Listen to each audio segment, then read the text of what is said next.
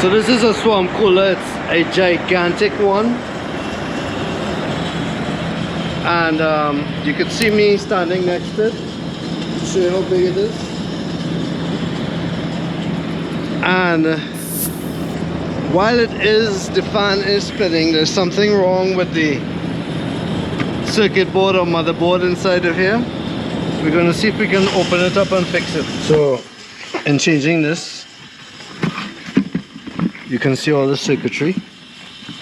I don't know what's wrong with the board itself, and I'm not going to test it, I'm just going to check it. You can see where all the wires are. When you're changing things like this, it's always important to make a note of the wires so you can put them back exactly as they're supposed to be. This is the new circuit board here. First thing you want to do, of course, is compare the circuit boards.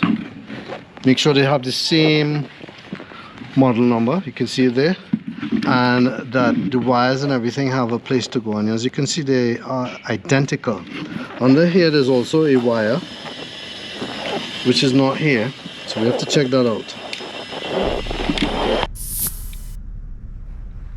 So you can see we have the old one, new one. For me, while I took a picture and I can always reference that for everything, I can also do it simultaneously. In other words, take out this, for instance, this black wire, right, and immediately put it here.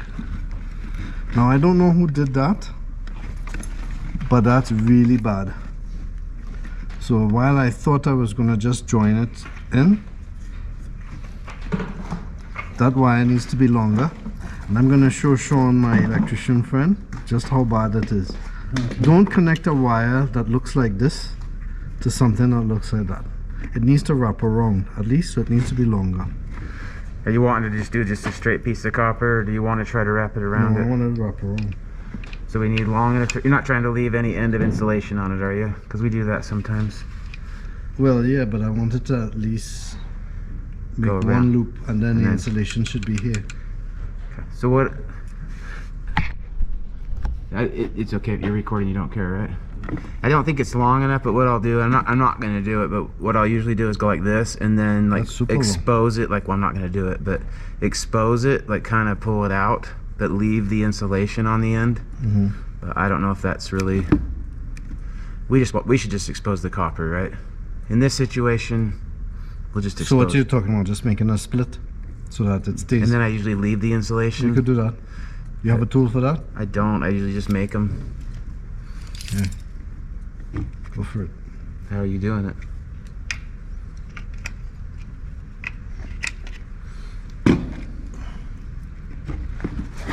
Oh, I see what you're saying, like that.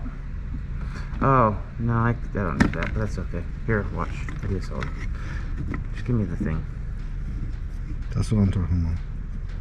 You just pull it back. Okay. I wasn't going to leave anything. I was just going to get rid of it. Do you want it? No, you don't need it. No, not particularly. I'm just going to do that. I'm just trying to follow what you were saying. Right. I'll have to get another piece of wire and show you what I was talking about. So that's one way of doing it. I usually split the wire in half and wrap it. And then leave it. And wrap it. But, I mean, it's not like people are going to be in and out of this box, right? No. So. I have the other screw if you need it, but... And then do you need another screwdriver? I do not. That one I only got that one for these guys on the end. I didn't get it for So as you can see, this one has a plate, so I would put it in the middle. Don't put it on top of this screw.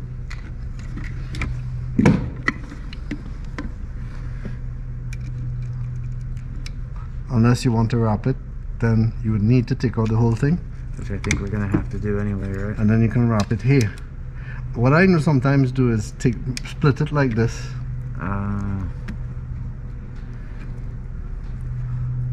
Wrap one end, wrap the other. Everybody has a different way to do things, so that when it connects hard.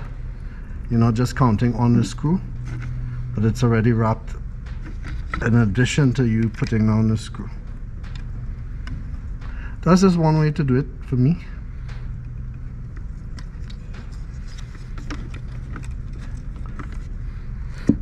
The only disadvantage of doing it this way is it's a little harder to put in.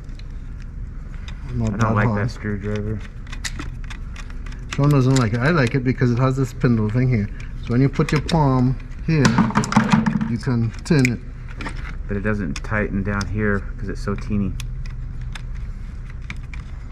And he's just a pessimist. I am a pessimist. You're an optimist. Is You it can, tight for you? You can tighten it more if you want. So doing it this way, basically, you don't have to remember things. Because as you take off one, you immediately put it in the same spot as the other.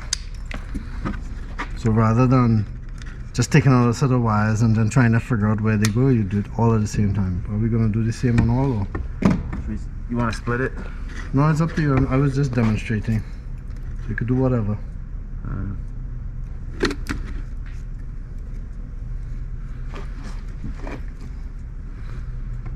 I like your strategy. I think yours is a better way to go. Well, the best way, and you have seen me do that, folks, is to actually solder it.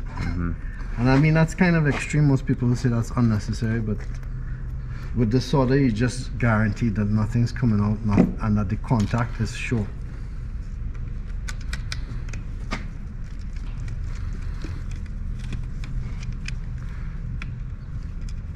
Okay, so we changed over all the wires in sequence. That way we knew where everything was going without having to look at a picture or video. However, we will make one last check just to make sure everything looks right, because this is electrical components, and if you make a mistake, you could fry the circuit board. Would you like to look at the video? And yeah, you can look at the picture. Well, I took a picture. Well, I did a video, I didn't do a picture. So bring up my phone.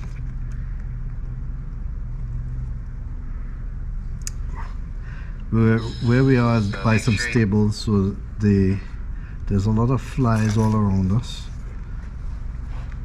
So now I have the picture of the circuit board, and we can compare right there if everything looks good. Black, white, green, yellow, brown, blue, black for the pump, this here.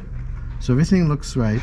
Under here they put somebody soldered a wire, which we don't understand why they did that, but we're not going to do that. So it has a new sticker cover that would look like that we're going to put on here, because it doesn't have it on here.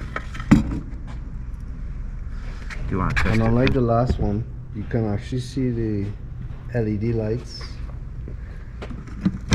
and a power button turn on. Is this the power? And that would be the power button here.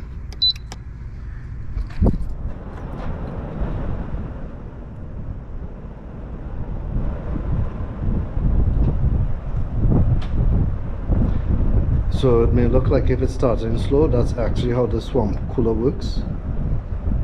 It goes slow in the beginning and then starts to get a higher velocity later on.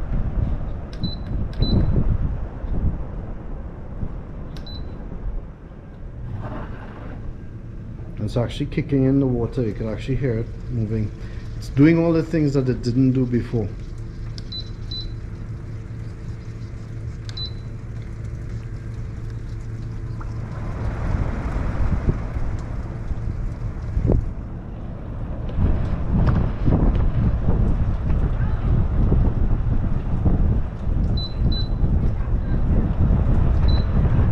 And I'm actually feeling the water coming out of it now, and it didn't do that before. This is what the other side of it looks like.